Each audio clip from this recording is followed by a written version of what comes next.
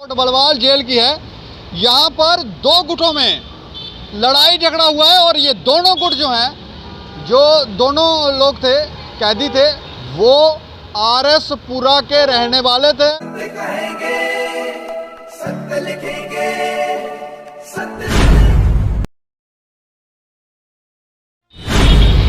अक्सर जेल से लड़ाई झगड़ों की खबरें बाहर आती रहती हैं और कई बार तो इस तरह की भी खबरें आती हैं कि यहाँ पर मोबाइल फ़ोन्स पकड़े गए और ना जाने क्या क्या चीज़ें पकड़ी गई। इस तरह की खबरें हमने कई बार की है और फिर प्रश्न चिन्ह भी लगता है कि आखिर जेल में जो तैनात अधिकारी हैं वो कर क्या रहे हैं।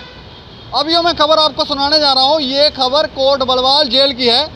यहाँ पर दो गुटों में लड़ाई झगड़ा हुआ है और ये दोनों गुट जो हैं, जो दोनों लोग थे, कैदी थे, वो आरएस पुरा के रहने वाले थे और सुनने में ये आया है कि इनकी पहले से ही रंजिश थी, पहले से ही लड़ाई झगड़ा था और ये दोनों जो हैं वो जेल में जैसे ही मिले तो बातचीत होने लगी। बातचीत में धीरे धीरे बात बढ़ गई और फिर ये बात जो है वो लड़ाई झगड़े पे पहुंच गई और वहाँ पर तेज़धार हथियार भी चलाए गए हैं। पूरी जानकारी जो है मैं वो आपको विस्तार से दूंगा।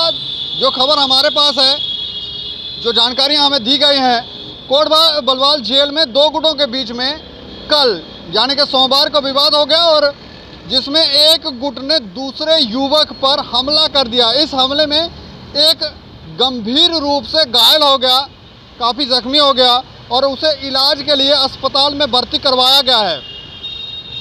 पुलिस ने इस संदर्भ में मामला दर्ज कर लिया गया और जो जानकारी दी गई है उसके अनुसार देवेंद्र सिंह निवासी आरएस पुरा को पीएसए के तहत जेल में भेजा गया था और 2 दिन पहले ही उसे जेल में शिफ्ट किया गया।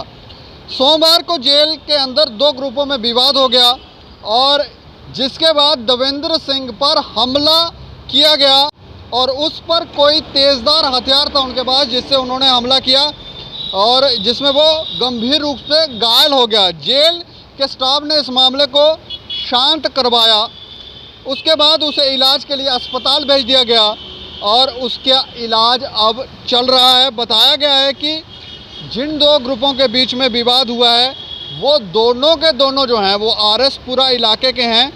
उनकी कोई पुरानी रंजिश थी, उसी को लेकर ये विवाद जो है वो बढ़ा और फिर हमला कर दिया गया उस युवक पर और पुलिस का कहना है कि जांच के बाद ही बाकी बातों का पता चलेगा। अब सवाल ये उठता है कि वहाँ पर तेज़धार हथियार अंदर गया कैसे, कैदियों के पास तेज़धार हथियार पहुँचा कैसे। या तो किसी चीज़ को उन्होंने तेज़धार बनाया होगा, उससे हमला किया, लेकिन ये पुरानी रंजिश का मामला है और जेल के अंदर जहाँ पर इतने सारे कैमरास लगे हुए हैं वहाँ पर भी ये लोग जो हैं आपसी जो रंजिशें हैं वहाँ पर भी जाकर समाप्त नहीं हो रही हैं। वहाँ भी जाकर लोग सीख नहीं रहे हैं कि जीवन का असली उद्देश्य क्या है।